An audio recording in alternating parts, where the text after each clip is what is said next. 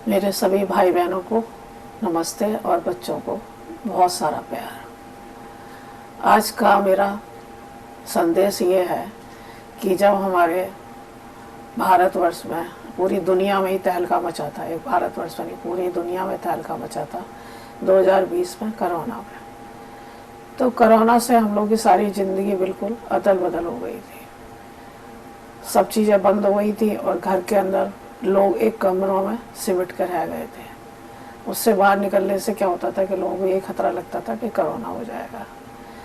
तो वो उस समय की ज़िंदगी जो थी वो इतनी भयानक थी कि लोगों के मन में इतना अधिक डर हो गया था कि वो कमरों में रहना ही पसंद करते थे, कमरे से बाहर निकलना ही पसंद नहीं करते थे। गेट पर आना तो बहुत बड़ी बात थी।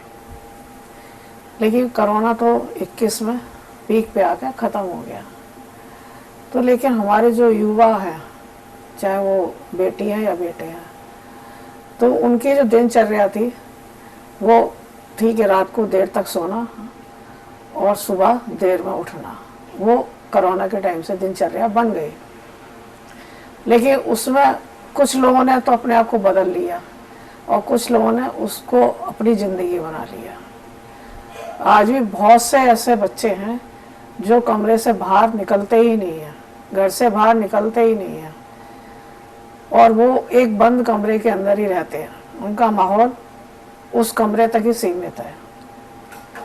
अब जब आप एक कमरे के अंदर बंद रहोगे, अब उसके साथ में जो भी आपके साथ एक दो लोग जो भी हैं, उसके विचार के साथ ही आप बैठोगे।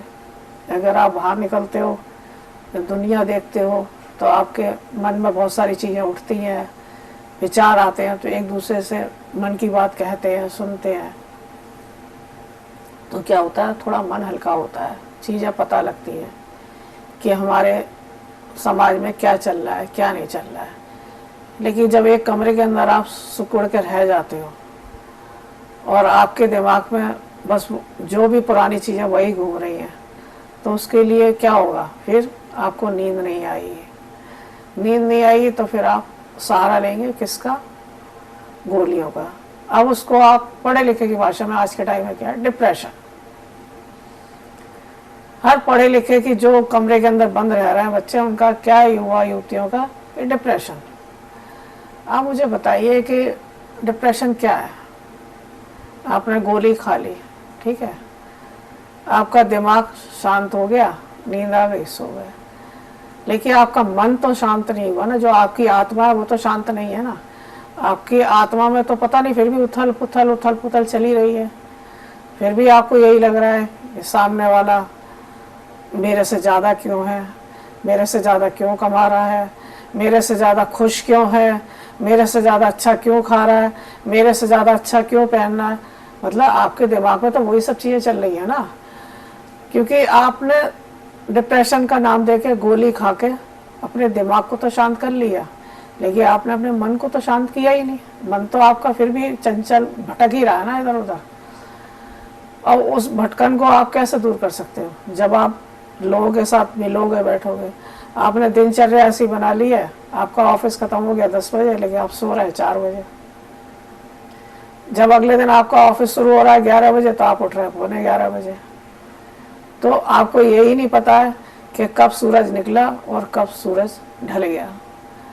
तो फिर बताइए, फिर आपकी ज़िंदगी में डिप्रेशन के अलावा बचेगा ही क्या। डिप्रेशन ही है, फिर और क्या कहोगे इसको। आप सुबह उठिए, बाहर निकलिए, सूरज के दर्शन करिए, 4 लोगों के साथ मिलिए, टहलिए, घूमिए, थोड़ा योगा करिए। सूर्य के सामने बैठ के आधा घंटा आप मौन धारण करके बैठिए, जिससे आपकी बॉडी में थोड़ा धूप ही लगे। जब आपके शरीर में धूप ही नहीं लग रही है तो आपकी कमी विटामिन डी की भी हो गई, और जब विटामिन डी की कमी हो गई तो फिर धीरे धीरे और भी चीज़ें कम होंगी, क्योंकि उससे सारी चीज़ें जुड़ी हुई हैं।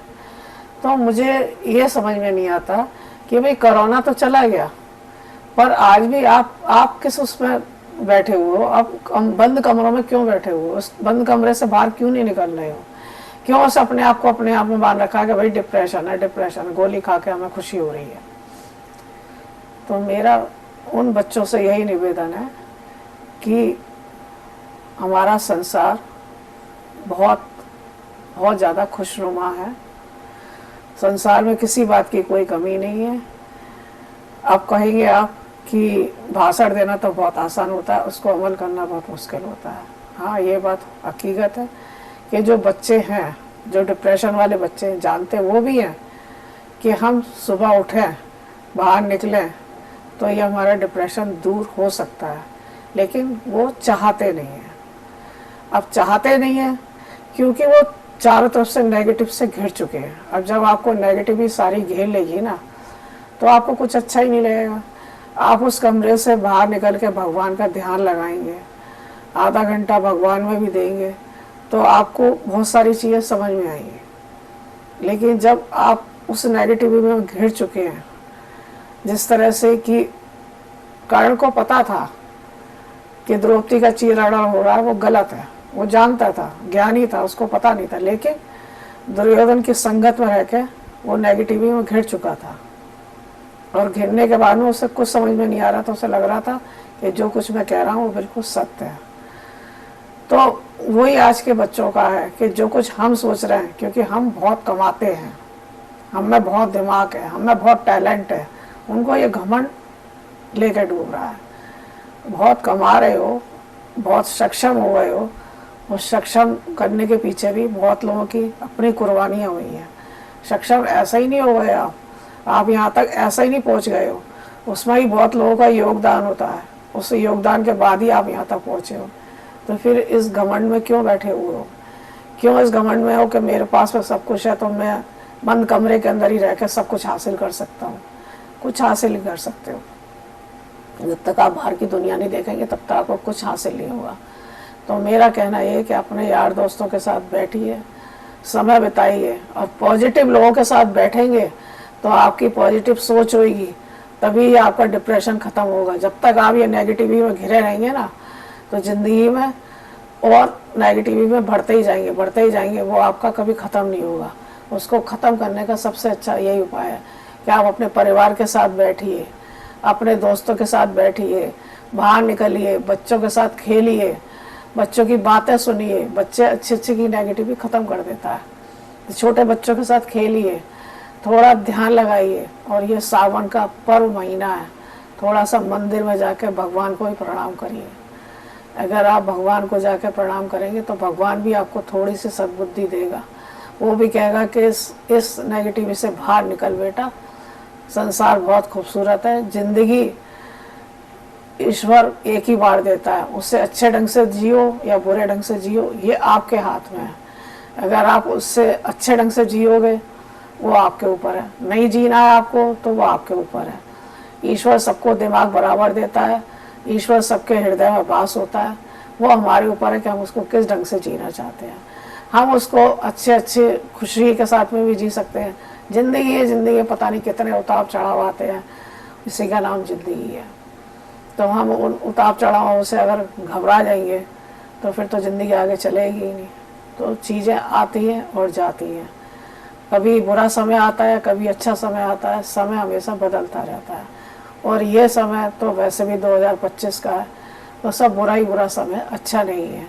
तो इसमें तो जितना भी आप भगवान का चिंतन कर सकते हो उतना ही आप स्वस्थ और अच्छे रहेंगे, क्योंकि ये मंगल का साल है और मंगल का ग्रह बहुत भारी होता है, अच्छे को दिमाग से अलट पलट कर देता है।